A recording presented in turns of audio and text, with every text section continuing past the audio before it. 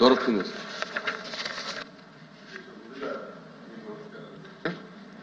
రాష్ట్రంలో నూతన మద్యం పాలసీ అని చెప్పారు అధ్యక్ష.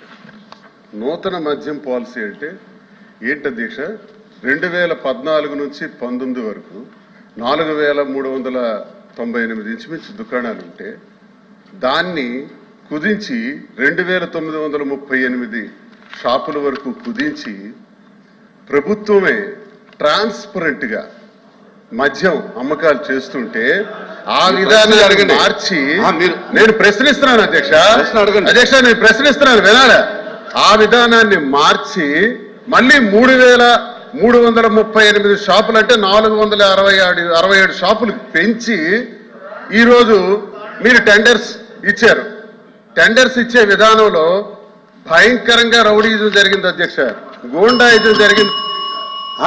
మీరు ఏం చెప్పదలుచుకున్నారు? మీరు ఏం అడగదలుచుకున్నారు? అడగండి. అడుగుతున్నాను అధ్యక్ష. ఇది నూతన మద్యం విధానమా? ఇదా నూతన మద్యం విధానం? అధ్యక్ష మంత్రి గారు చెప్పిన దాని మీద మీరు సప్లిమెంటరీ అడగండి. దయచేసి మీరు అర్థం చేసుకోవాలి శ్రీనివాస్ గారు. మంత్రి గారు ఇచ్చినటువంటి సమాధానం వినండి. మంత్రి గారు ఎవరైనా సరే, మీరే కాదు ఎవరైనా మంత్రి గారు ఇచ్చినటువంటి సమాధానం సంతృప్తికరంగా లేకపోతే దాని మీద ఇంకా మీకు ఏమైనా డౌట్స్ ఉంటే అడగండి. మీరు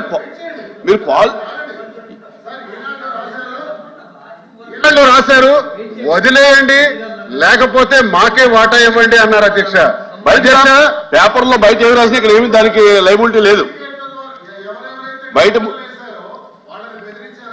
బయట వచ్చినటువంటి ప్రింట్ మీడియా కానీ ఎలక్ట్రానిక్ మీడియా కానీ ఇక ప్రామాణికము కాదు.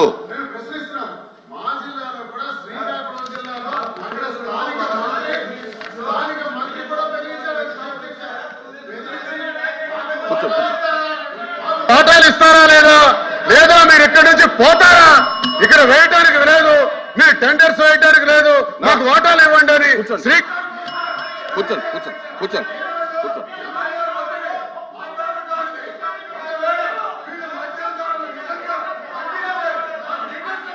మీరు కూర్చోండి, దయచేసి కూర్చోండి. శ్రీనివాస్ గారు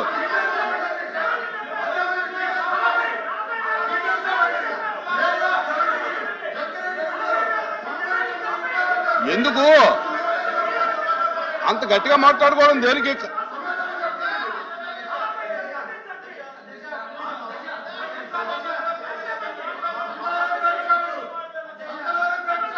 ఇది ప్రశ్నోత్తరాల సమయం. మీరు మినిస్టర్ గారు చెప్పిన దాని మీద మీరు క్లారిఫికేషన్ కానీ అవన్నీ కాదండి. ఇక్కడ ప్రశ్నోత్తర సమయంలో బయట ఉన్నటువంటి అన్ని తీసుకొచ్చి ఇక్కడ చూపిస్తే అది కాదు. కూర్చోండి, దయచేసి కూర్చోండి. Please SIT down. మంత్రి గారు ప్లీజ్. మంత్రి గారు ఎక్సైజ్ మంత్రి గారు